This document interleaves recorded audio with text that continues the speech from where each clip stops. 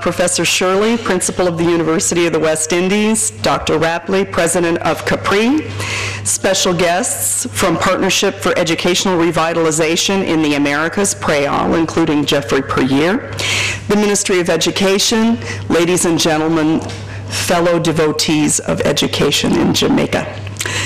Professor Errol Miller, former university professor and director of the Joint Board for Teacher Education, once said, and I quote, "If you want to see what the society of the future is going to look like, look in the schools.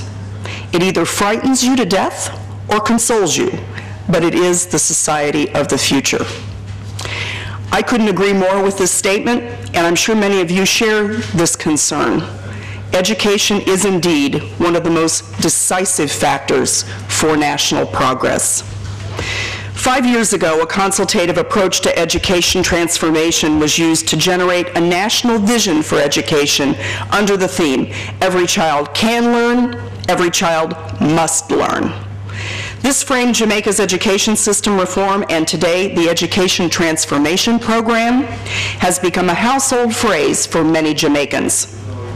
In contribution to the reform efforts, USAID is pleased to partner with CaPRI and PREAL to make today's conference a reality, and we hope that today's conference is one in a series of dialogues that we hope to foster between the public and private sectors around this very urgent matter of educational quality and accountability in Jamaica.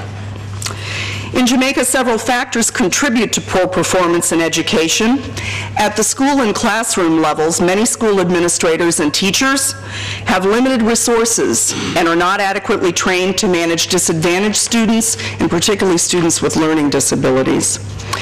Furthermore, education financing is disproportionately directed to the higher levels of education in Jamaica, as it is in other parts of the world. Now, this is not to say that secondary and tertiary education are not important, and as a former university professor myself, it would be treasonous to imply such a thing. Nevertheless, I think though we need to support this level of professional development as an important factor in the growth of Jamaica's economy, we have to recognize that the higher levels of education in Jamaica serve a smaller number of people. And this results in a situation where preschool, primary, and in some cases secondary education are underfinanced, comparatively speaking. We have to do more to increase the financing at the levels where we can build a solid foundation for educational achievement at higher levels. Jamaica is very challenged, particularly at the primary level, by inadequate school infrastructure and staffing.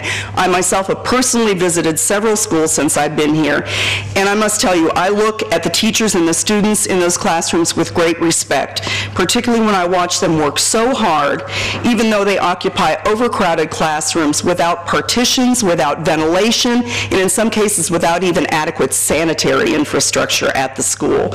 In some of the rural schools that I visited, the teacher-student ratios in the primary grades are 1 to 60.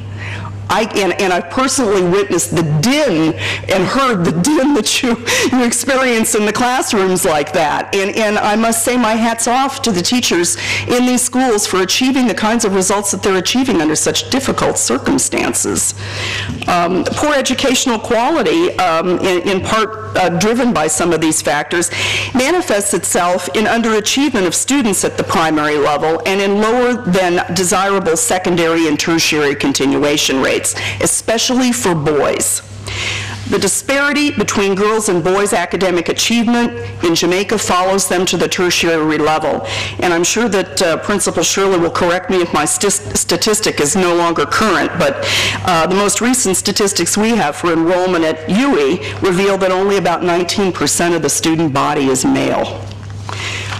This, coupled with the fact that many 15 to 24-year-old males are not gainfully employed, presents a critical situation. If they're not in school and they're not at work, where are they? I think we know where many of them are.